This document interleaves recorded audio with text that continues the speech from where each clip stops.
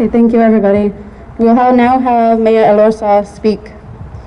Thank you. Good afternoon, everyone. Thank you so much for joining us at this very, very important moment for our city, for our state, and for our entire country. I want to start off by recognizing the amazing women who brought us here today. Please give a shout out to Mel Eliza, Kapika, also known as Liz, and Jess Garcia, the organizers for today's rally. Please give them all a big round of applause.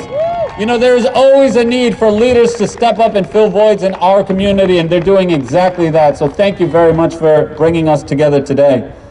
Also want to recognize a couple of elected officials that have joined us today. State Representative June Speakman is here or was here, so thank you very much, June, for always representing. Also, Brianna Henry, she's a candidate for state rep. She won her primary recently and will soon be a new state rep representing our state right here in the General Assembly. She's here representing. I want to give a shout out to Jessica Vega. She's the Pawtucket Central Falls Program Director for the Social Enterprise Greenhouse, and she's an amazing leader in our community. Bethany Souza Foster, she's another candidate for Bristol Town Council, another person that's taking the mantle of leadership and running with it. And then also our state representative from here in Providence, Edith Ayello, a state rep. I saw her here earlier, but she's always on the right side of the issues. And they're reminding all of us that a woman's place is in the State House. So please, a big round of applause for all of our elected officials. And to all of our organizers, I appreciate you naming this event, Nasty Women Coming Together to Vote. To our president, if by nasty women, you mean women who speak their mind, if by nasty women, you mean women who don't back down, if by nasty women, you mean women who don't give up their power to you or to anyone, and if by nasty women, you mean women who fight for justice, and if by nasty women, you mean women that come out and vote, then we got a whole lot of nasty women here in Providence. They're going to be waving by to you very, very soon. So I know that these have been, really difficult times for us, not just over the past several months, but over the past few years.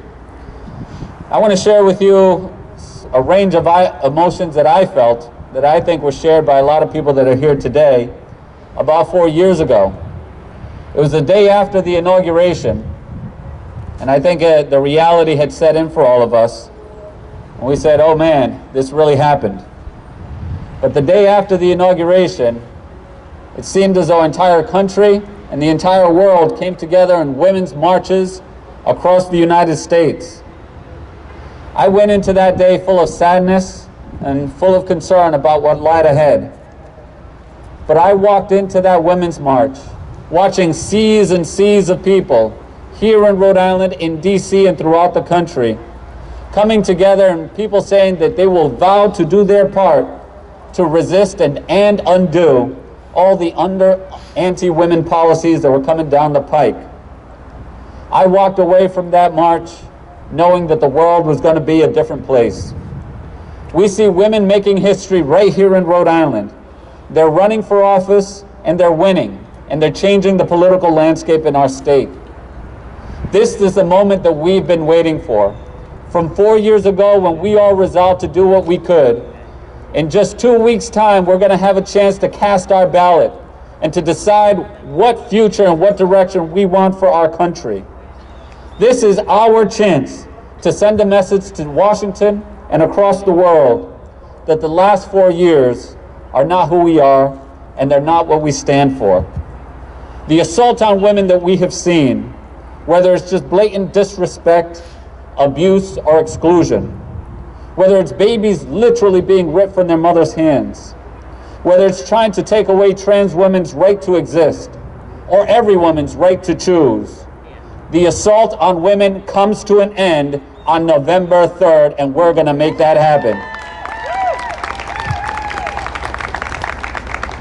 And while I hope we are all celebrating on November 4th, let's not make the mistake of believing that simply having a new administration in Washington and a woman as Vice President of the United States, that on its own is going to change it all. There's still a lot of work to do, and that work falls on our shoulders. Until the value of the work that women perform every single day is truly valued, work that often goes unpaid but can be supported through things such as a guaranteed income.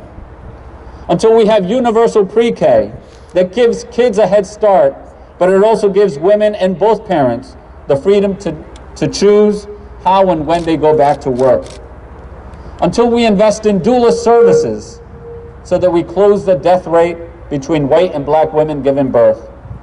And until we support menstrual hygiene products and make them freely accessible to every middle school and high school student, so that they have easy access to these products, because periods are a part of life, period, and we have to get comfortable talking about that. Yes, thank you. There is so much work to do, but first, let's get out to vote.